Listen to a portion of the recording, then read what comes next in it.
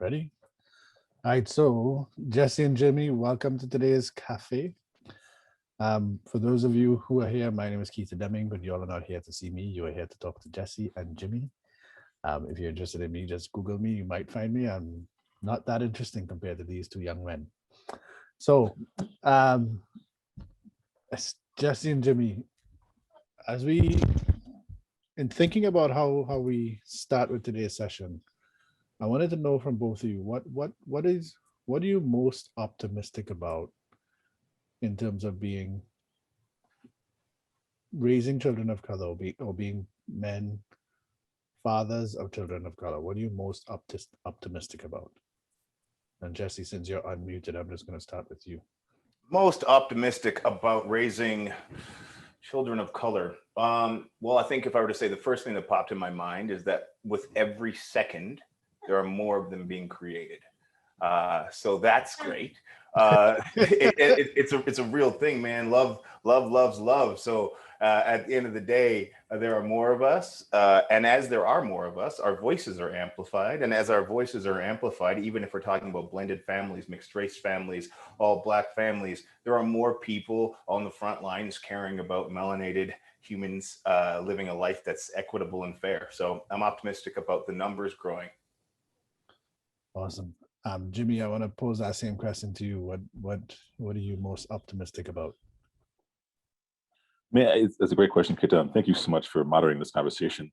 I think I'm most optimistic about this moment in time. Despite all the global social challenges we're facing in Canada, across the United States, just all over the world, I'm optimistic because I just feel like for some of us, we're having conversations that have never been had before in public. And I think it's critical that, in some ways, we're starting to see each other more for the first time in some cases. And I just feel like as our visibility increases, so is the opportunity to learn, to connect, to share, reveal, and also have those exchanges that we may have avoided for whatever reason. And to me, I've always said the best way forward is through. And I think now, stuff's coming out. It's on the surface. You can't push it back down. And that's exciting to actually deal with things. So Jimmy, I want to pick up on one thing you said there. We're having more conversations in public. Tell me more about that. I think, especially for people of color, especially in the Black community, and my Morehouse brother Jesse can speak to this as well. But I feel like historically, I think there's certain conversations we said only happen within communities of color, only happen in Black homes, Black churches, or in the Black barbershop. I think now those conversations, the emotions behind those conversations, we're having them, and as I used to say in the old school days, in mixed company. We're talking to our sisters and brothers of other ethnicities and races about our true feelings, our true experiences, and I think it's refreshing. I think it's liberating. Do you have any thoughts on the difference that would make that those conversations in mixed company? I think one, it increases awareness for those who didn't have to think about certain things, didn't have to think about intergenerational trauma because of one's skin color. Didn't have to think about just the systemic barriers, in terms of accumulation of wealth or housing or education or, kind of the chinks to one's humanity or dignity that you have to endure in certain environments because of the melanin that you carry. I think for probably to my surprise, I just admit that I'm still surprised at times when people say they didn't know certain things. Well, they didn't know that because they didn't have to know. They didn't have to see it. Now they're seeing it, and that's exciting for me. I think we can be our authentic selves and speak the truth, and that's liberating for everyone. Yeah. So if I could jump in on Jesse, just give me a second. Oh yeah, go ahead. For people who are just joining the session, we just went from 12 to like 100 people. So what I'm going to do is kind of just give people some context. I started by asking Jimmy and Jesse, what are they most optimistic about in terms of being people of color, fathers of color, and raising kids of color? Jesse, you talked about there are going to be more of us. Jimmie, you talked about we're having what we used to call conversations that happened only in mixed company. We're now having them in public. So that's where the conversation is right now. For those of you who are just joining us, I want to turn it over to Jesse. Jesse, you want to respond to anything Jimmie just said? And before I do that, if any of you have questions, put them in the chat and we'll try to get to as many of those questions as possible. So feel free to do that. Jesse, Yeah, absolutely. So what Jimmie was saying, and it reminded me a lot of code switching. So this, the term code switching, where BIPOC individuals, Black people will talk a different way, act a different way. And in the past, code switching was something done, I think, more to survive. But I think now, the idea of living authentically, as you said, Jimmie, is actually an opportunity for Black people to thrive. There's space for it, right? Before it was a survival technique, and now it's that very thing that we switched away from that places us in an authentic, unique, original, true form, and that is liberating to be able to live in that and to be able to have the courage to walk through that, whether or not people are necessarily prepared or ready for it. But I am excited about there's a time now where I can say I don't care if you're ready, because there's also enough support and there's also enough understanding as a groundswell where I can live more confidently in my Black skin, fully melanated, rich, fun hair, do my stuff proudly and talk about it without it having to be somehow, maybe I won't get the job, right? Because maybe I won't, but that's a disservice to whatever company said no, and unfortunately going to hurt the bottom line. There's so many, analytics behind be as Black as you are, it's probably going to help. So yeah, I'm excited about that. So I want to ask two questions. I want to kind of build off there, like a ton of questions to build off of there. But I've said to people in the past that code switching or being able to navigate political systems is a survival skill for people of color. And sometimes I say that to people and they're absolutely shocked. And they're like, what are you talking about? Either of you want to comment on that? Because Jimmie, I'll start with you. Any comments on that? The piece around the code switching and us having those mixed company conversations in public. I think it's two parts. I so appreciate the question, brother. I think it's two things. One, I think those of us, those of who are color, those of who are not white, I think I know this may be different in your situation, Keita, but I feel like, at least speaking for myself as being raised in the United States, I think implicitly and explicitly over generations we were told, frankly speaking, white is right. The things, the parts of our culture, our dress, our swag, our behavior, our language, the vernacular, somehow wasn't professional, somehow wasn't educated, somehow wasn't refined or cultured. It wasn't Western enough. And I think, sometimes when I think about it, to be honest, it breaks my heart that so many folks have passed on now who believe they could not be themselves. They had to adapt to a culture and environment which did not represent them or represent parts of them. And I think, on the other hand, I'll say white culture, largely speaking, white culture told people of color that, told them they couldn't, tells indigenous peoples that your traditions are primitive, that the things that worked for your community for generations before we came here are no longer appropriate, or no longer refined or fit into our perspective of the way things should be, or the way things ought to be. And I think we across communities of color, we see this. To Jesse's point earlier, I think now, people are, great, thankfully embracing the richness of our respective cultures, sharing those cultures. We're learning from each other in ways we never had before, wanted to before. And I think in doing so, we're redefining what it means to be professional, what it means to be appropriate. I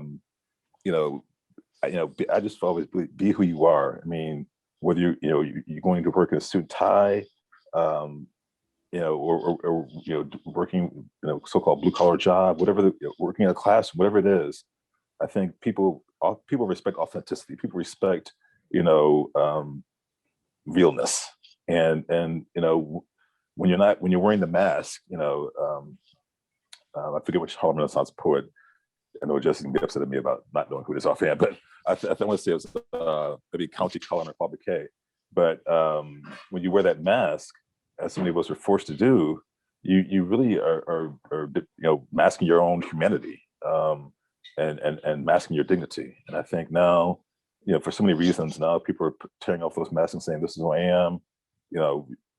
See me for who I am and respect me for that. Jesse, I want to take it to you. Any comments on anything you want to respond to? Anything that stands out for you? Yeah, I mean, this idea you were talking about, the idea of white is right, or for actual survival, and it's a real thing, and it's a thing. I actually had a lesson myself on this just recently, and it was a tough one to swallow.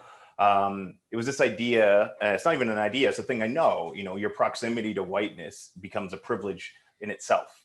And so I have a white wife. I've had, as it turns out, two. So all my kids are mixed race. And then people have talked to me about this idea of, things are easier for you because you have a white wife. And I was like very defensive about this because in my mind, I said, I grew up in a white area, and I went to Morehouse College in Atlanta, Georgia, where Martin Luther King went to school. The long list of Black history in my family. My grandfather is CFL, NFL Hall of Fame. Bessie Coleman, the first Black woman to fly in airplanes, my great auntie. I'm like, no, listen, it doesn't matter what happens. I would have opened these doors. I would have gone into these places on my own. I'm not letting that be because I have a white wife. But what I did, I was doing the thing I always say we should be careful of. And it was I was defending the fact that this privilege doesn't exist because of my own personal experiences. And that's unfortunately just not the case, because as it turns out, it's a real thing. Your proximity to whiteness does make it easier to navigate in a white world. And this is also why code switching was a beneficial thing to do for any level of success or for safety.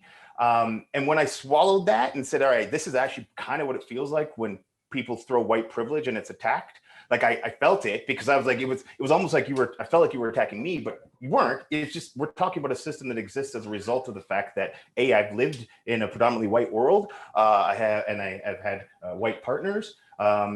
Therefore, I have had different access, whether it's invisible or visible. And so that survival chunk, it wasn't like I did that on purpose, but I'm still benefiting the rewards. And this idea of on purpose is often what we fight about. Yeah. But it's not about on purpose. It's like, what is the impact of the situation I currently live in? And so I get it. I do see how that is. It is a thing, and it actually sickens me a little bit, because it feels like it took stuff that it shouldn't have been taken. And it's just the idea that the world and the systems are set up for the closer you are to white, the easier it is to ascend and do well in this capitalistic colonial world we live in. It just is what it is.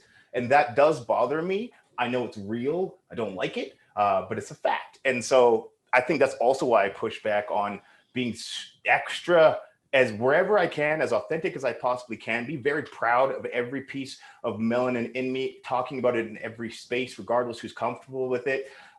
Because again, the weight of whiteness hasn't been that comfortable for people who look like me. So it's not my first goal to make sure everyone's okay and comfortable. It's to be authentic and truthful. Yeah. Jesse, I can't help but ask a bit of a follow-up question on that one. In your proximity to whiteness, I have a lot of friends who talk about it's really difficult to be authentic in a white world because they feel like it's dangerous. They feel like it becomes a liability. So in a world where we talk about authenticity and bringing your full self, and I have the right, I should be able to be me in the world.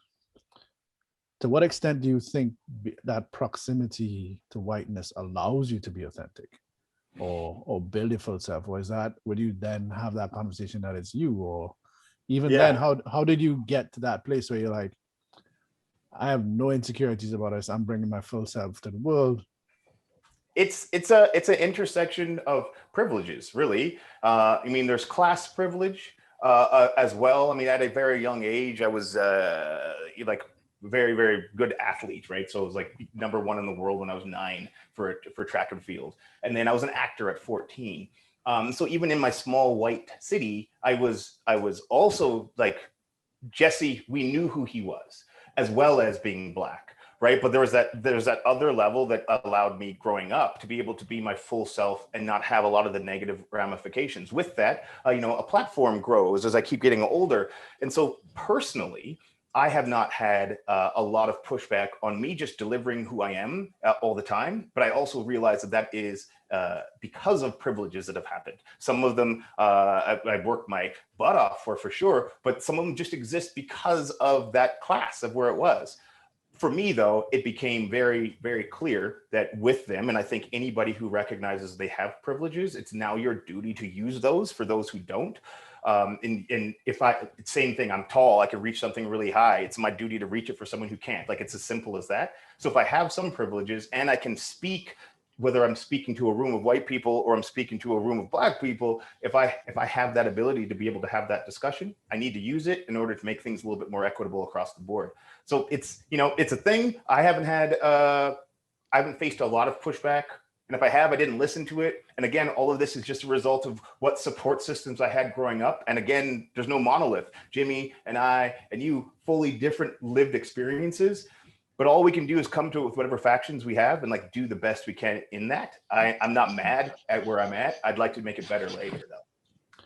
And Jimmie, I want to take that question to you, but I also want us to begin to focus on the conversation we're here to have around fatherhood and supporting each other in that journey.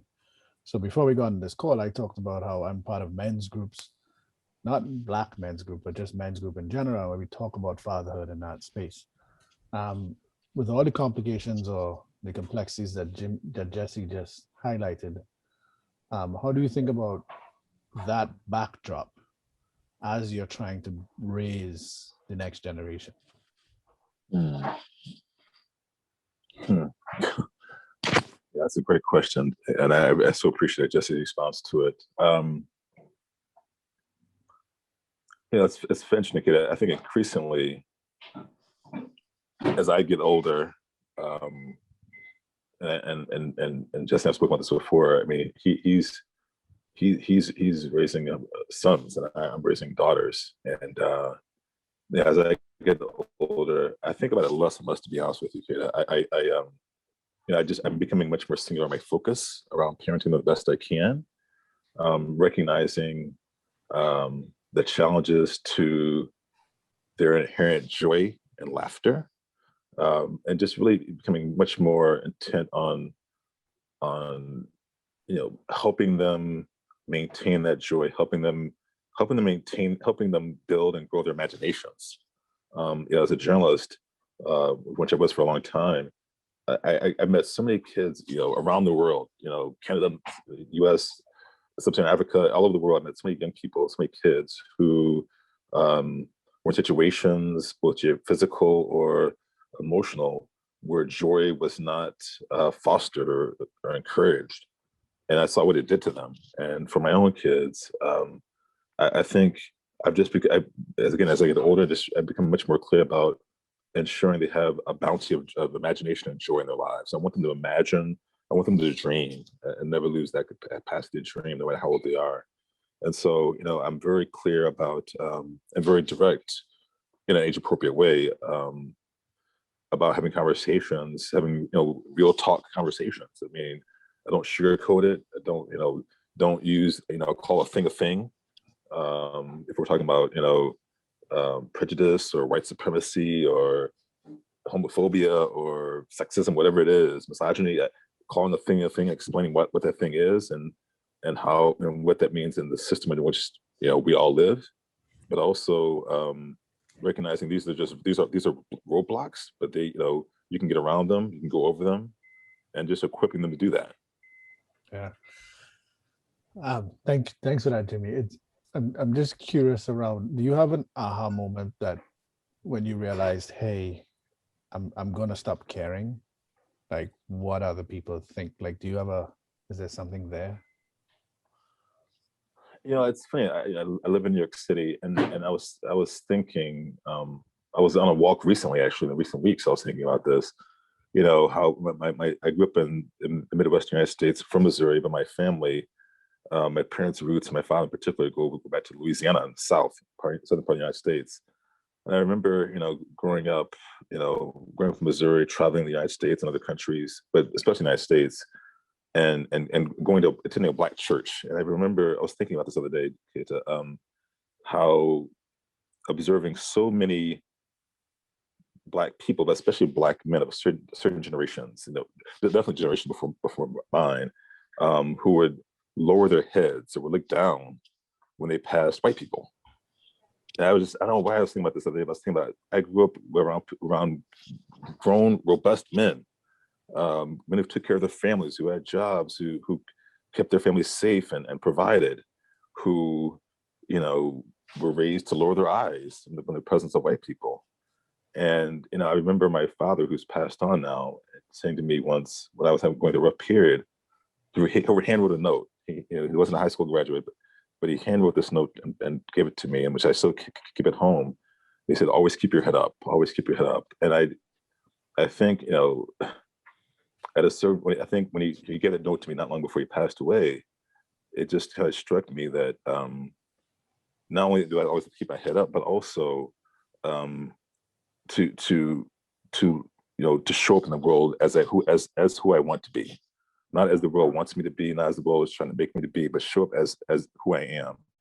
And from that point on, I literally stopped caring. I live my life with integrity and authenticity, and I've raised, I'm co-parenting my daughters that way with my wife and with my friendships and family. I am who I am. I'm not perfect, but I am who I am. I'm authentic. I try to be and always dignified.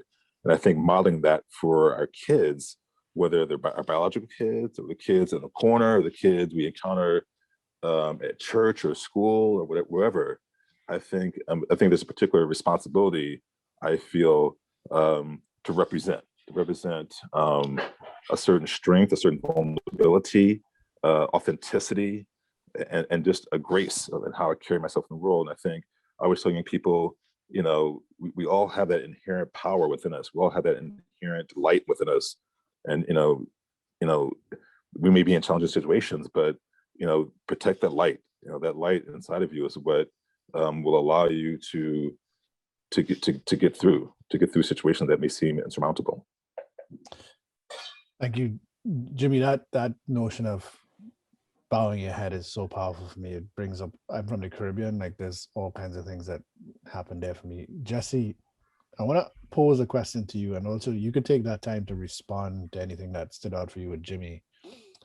But as you're how tall are you? You're a pretty big guy, right? Yeah, I'm 6'3", 6'4", 260. Big guy. Yeah. One of the questions I think about, I have a son. I'm probably the earliest in this fatherhood journey. Like he's 2.5 and my first kid. And one of the questions I'm trying to figure out is, how do I raise somebody who's both tender and tough?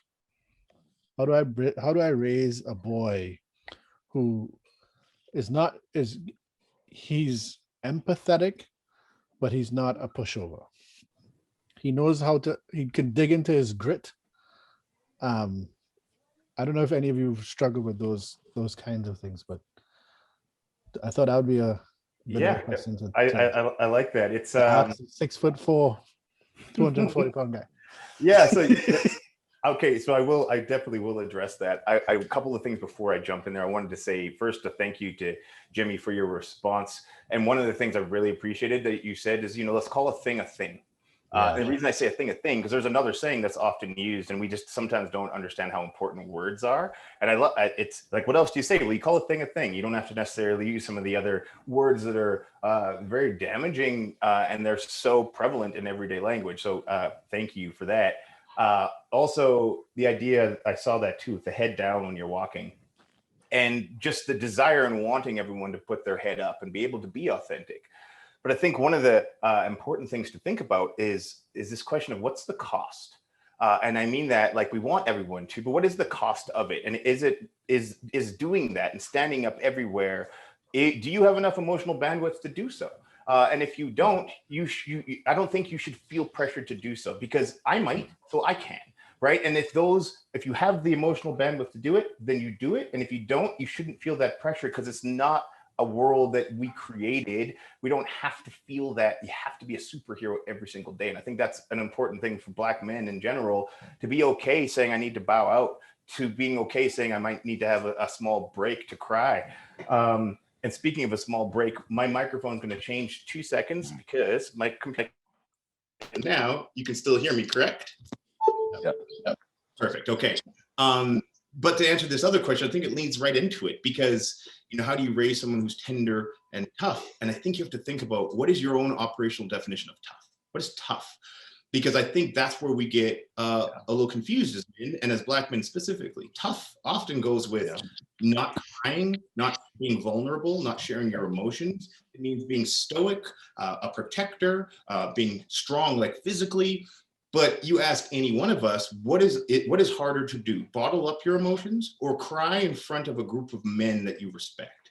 I would say the latter is harder. It's tougher to do, right? I would say that it is harder to feel okay, safe, and confident to cry in front of your son or daughter when you're sad, to laugh when you're happy, to feel all of the feelings that are been so often taken. So how do I make a tender and tough son? By crying every time I'm sad. I don't care if I'm watching American Idol, and that's what it is, and I'm sniffing and need to use a tissue. I'm the guy on the airplane that the stewards come and hand me tissues, because that's how good the movie is. Why would that? And as the more you do it, you're examples, you're leading by example. 6'4", 270 can cry at this. Well, then I guess I can too, right? Also, my son see it. So I think, how do you do it? You do it by living the full gamut of the emotions that you're given when you're given them. And if you're struggling with them, struggle with them publicly, so your kids can see it. That's what my question was. I wanted to go there a little bit with you, where as you're figuring this out, like I'm trying to figure out how to live my emotions publicly. And I got a son that I'm trying to teach him to do that at the same time. So I'm figuring it out at the same time that he's figuring it out. I went to an all-boys Catholic school with uniforms and brothers. You can't get more colonial than me, and like shed your emotions, bottle it in. I got all that baggage and then some. Like, you tourists come, white people are like privileged galore. Like, and I'm trying to figure this stuff out as I'm trying to raise a young person, right? So I think you said it right there. It's don't try and figure it out before you do it. I think the authentic piece is figure it out in real time with your children. Do it. Right? There's no reason that you have to be a pro when you start to teach. And I think that's often what happens. A lot of people, and I even mean this, like with white allies, want to be on the sidelines until they have it figured out, as if there's a time, and there isn't. Right? Yeah. It's a continuum.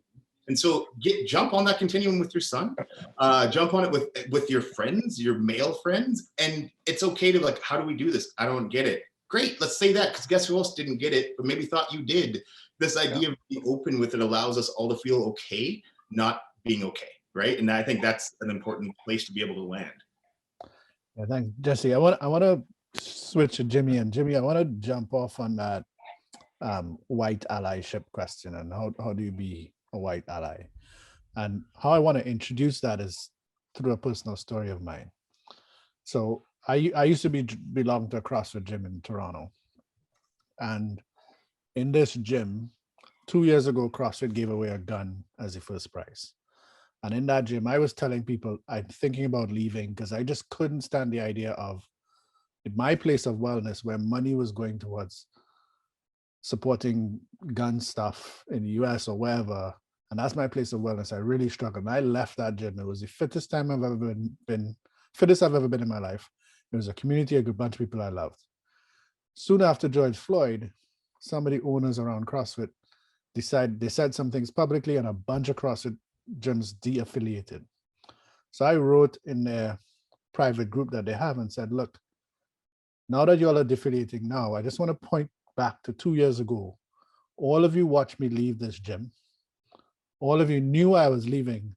None of you said anything then, but you are de-affiliating now. I want you to think about that. I don't mean to shame you, but I just want to demonstrate how we support systems without even intending to be it. And everybody there thinks that they're good allies in that sense. And that sparked an amazing conversation. And the way I did that, I did it as a way of inviting. I didn't do it publicly. I did it in this like private group. How do people be good allies when the reason I'm bringing that up is to demonstrate how complex it is to be a good ally. Any questions, responses to that, Jimmie? No, first of all, thank you so much for that. I want to reflect on that for a while, your anecdote. Thank you for sharing that. That experience you had several years ago. I've been thinking about this a lot, actually, and the writer in me was compelled to share with you and Jesse. The writer with me was compelled to write an article about this in the days after George Floyd's murder and the uprising in response to it. I mean, it's something I wrestle with a lot personally and professionally, because on one hand,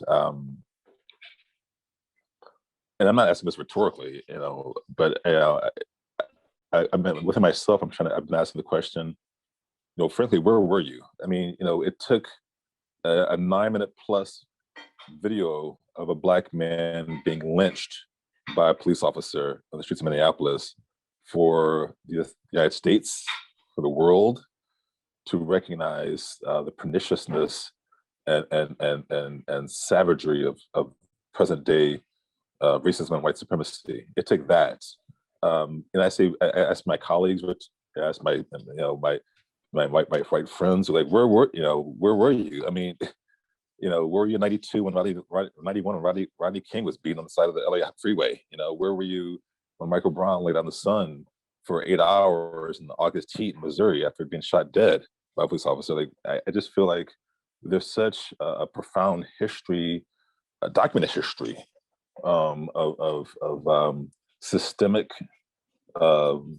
racism towards non-white peoples in this world, documented history of homophobia for those human beings who are lesbian, gay, bisexual, transgender, a well-documented history of misogyny and sexist behavior towards women in the world.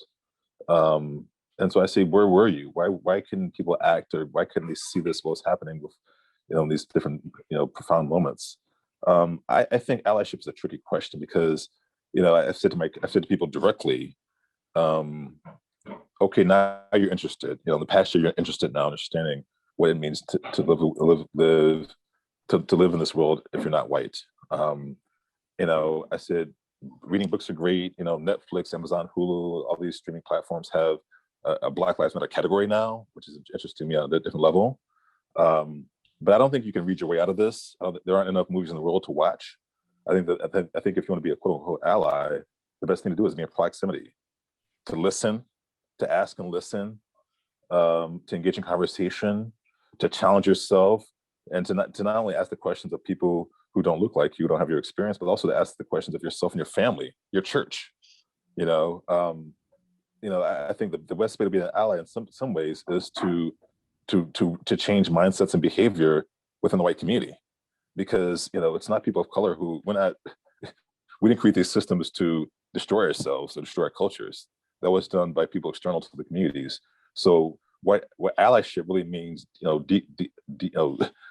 deconstructing these systems that you benefited from historically, but also being in proximity as well to those who've been victimized by those systems, and learning, and actually putting in the time, putting in the work, as they say.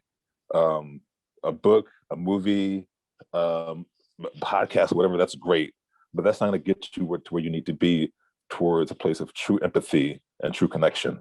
You still got to be in the room. You still have to be in the difficult conversation with the Black man, with the Black woman, with the queer Black woman, with the queer Black man. I mean, with the indigenous young person. You have to have these conversations directly at a certain point. Jimmie, I'm going to take something away from you. You can't read your way out of this like that. I wish I was still on Twitter. I would tweet that. Like, that is, we can't read ourselves out of this. Like, we gotta embody this, and we gotta sit with people.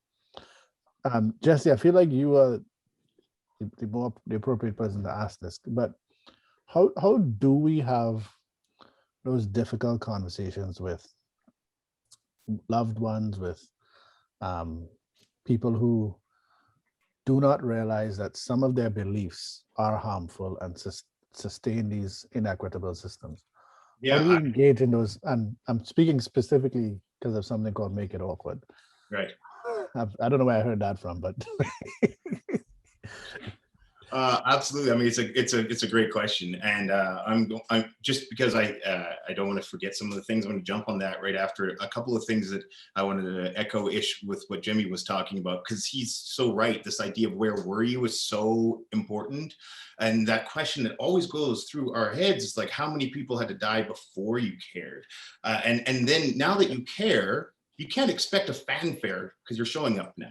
Like, and so the real thing is you're late to the party. And I think of it as a party. Imagine you were invited to a house party that was there to like make equitable life for Black people. And you show up, let's just say 7 hours late, right? You would, it doesn't matter how much you know, how ready you are, doesn't matter how prepared you are. When you walk in, you're late. And what do you say? I'm sorry. Like your first thing you would say if you show up is, I'm sorry, I'm late. And then you take your lumps for being late. And then after that, then you can have some real dialogue, but you can't show up and be like, I'm here and you guys should love it. Everyone should, no, you're so late. And so this idea of not getting what you want when you jump into the ring, I think that's one analogy to think about it. That's important. And then the second piece, how do you talk to people and how do you talk to loved ones? And this is exactly what Make It Awkward was. I mean, it's a movement that we started about 4 years ago with that idea that you are supposed to have those awkward and uncomfortable conversations with people, and not when you're necessarily the victim of any of this discrimination, but when you're watching it, when you're a bystander, when you're near it. It's our job to call that out and ask why someone thinks something like that's funny, or why they think that why that's an okay comment to say, understanding that the feeling of solidarity when someone else steps into the ring at that same moment when you're feeling attacked goes so very far. And if I'm being 100% honest, I know